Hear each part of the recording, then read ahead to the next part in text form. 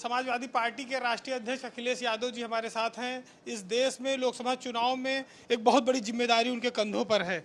अखिलेश जी, उत्तर प्रदेश बहुत बड़ी ताकत है, क्या मानते हैं इस चुनाव में कैसा रहेगा? उत्तर प्रदेश की जनता ने भारतीय जनता पार्टी की दिल्ली की सरकार बनवाई और प्रदेश को भी 2 बार सरकार चलाने का मौका दिया इस जनता ने। आज जब सामने चुनाव है तो कम से कम सरकार को ये बताना चाहिए कि उपलब्धियां क्या हैं और बड़ी बड़ी उपलब्धियों की होर्डिंग कम से कम लगना चाहिए। जो देखने को मिल रहा है, जो प्रत्याशी हैं उनका चेहरा गायब है होर्डिंग से। अगर होर्डिंग से चेहरा आज गायब है तो जनता जानती है कल जो और चेहरे हैं वो भी गायब होंगे। किसान की आय दोगुनी का सवाल, 2 करोड़ हर साल नौकरी देने का सवाल, बैंकों को मुनाफे में पहुंचाने के साथ साथ किसानों को राहत देने के लिए ब्याज, ये तमाम जो वादे किए थे आज पूरे नहीं हैं। महंगाई से त्रस्त हैं, बिजली महंगी है, ज़रूरत का सामान महंगा है, दालें महंगी, खाने पीने की चीज़ें महंगी। और भूल जाइए, केवल ये देख लीजिए 2014 में नमक की कीमत क्या थी और आज 2024 में नमक की कीमत क्या है।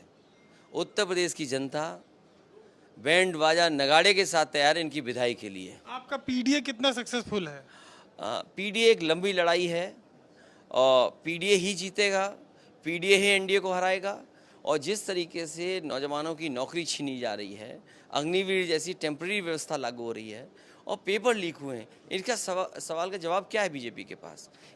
इसीलिए बीजेपी के कार्यकर्ताओं के चेहरे मुरझाए हुए हैं, उनके चेहरे झुक गए हैं कि आखिर किस सवाल को लेकर के जनता में जाएं। और फिर सब कुछ एक के भरोसे, दिल्ली वालों के भरोसे, फिर जनता का दुख दर्द कौन सुनेगा? अगर वोट दिल्ली वालों के नाम पे लिया जाएगा तो सांसद क्या करेंगे? फिर सांसद के चेहरे क्यों नहीं हैं? और सांसदों ने पिछले अपने कार्यकाल के कामों की होर्डिंग क्यों नहीं लगाई अभी तक?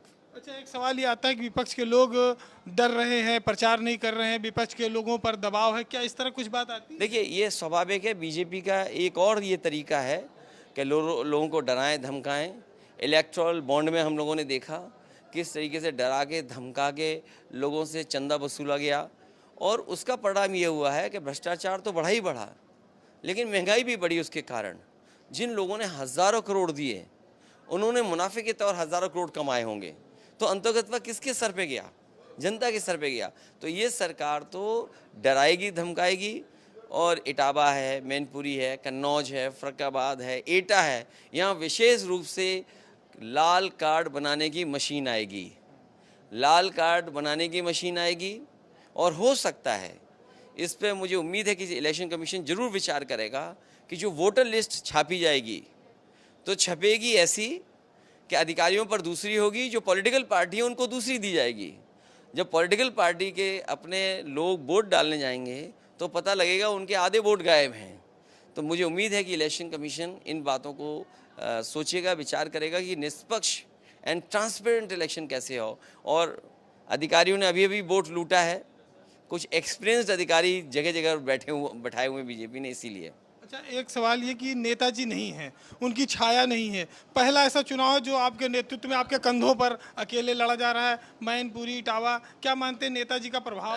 देखिए, नेताजी का क्षेत्र, घर परिवार और आसपास के लोग कोई आज से पार्टी से नहीं जुड़े हैं, वर्षों से जुड़े हों। उन्होंने यहाँ पर पार्टी को बढ़ते हुए देखा है। जो 3 लाख का मार्जिन था वो नेताजी का ही सम्मान था। इस बार मैनपुरी के लोग अपना मान सम्मान इससे ऊपर ले जाने वाले हैं। जो मैनपुरी की गिनती होगी वो बहुत बड़ी होगी। जो प्रत्याशी आए हैं, बड़ा मना के भेजे गए प्रत्याशी का मन नहीं होगा कि वो चुनाव लड़ें, लेकिन फिर भी भेजा गया है। और जब उनसे पूछा गया कि क्या होगा, वो तो कह ही रहे थे कि सपा तो पहले से ही जीत रही है। जो व्यक्ति सपा के डर से यहाँ जनता के बीच में जो माहौल है उसके तहत जब पहले ही स्वीकार कर रहा हो कि सपा जीतेगी, तो वो क्या चुनाव लड़ेंगे? हो सकता है सरकार और मशीनरी का कुछ इस्तेमाल करें, लेकिन जनता उनसे भी पूछेगी कि उन्होंने मंत्री काल में क्या काम किया है। तो ये अखिलेश यादव जी थे जो चुनाव प्रचार में लगे हुए हैं और इस समय वो मैनपुरी के लिए निकल रहे हैं। उन्हें उम्मीद है कि जनता उनके साथ है और नेताजी का आशीर्वाद उनके साथ है। समाजवादी पार्टी इस बार उत्तर प्रदेश में कुछ नए चमत्कार करके दिखाएगी। कैमरामैन पंकज निगम के साथ वीरेंद्र सिंह, भारत समाचार, सैफई, इटावा।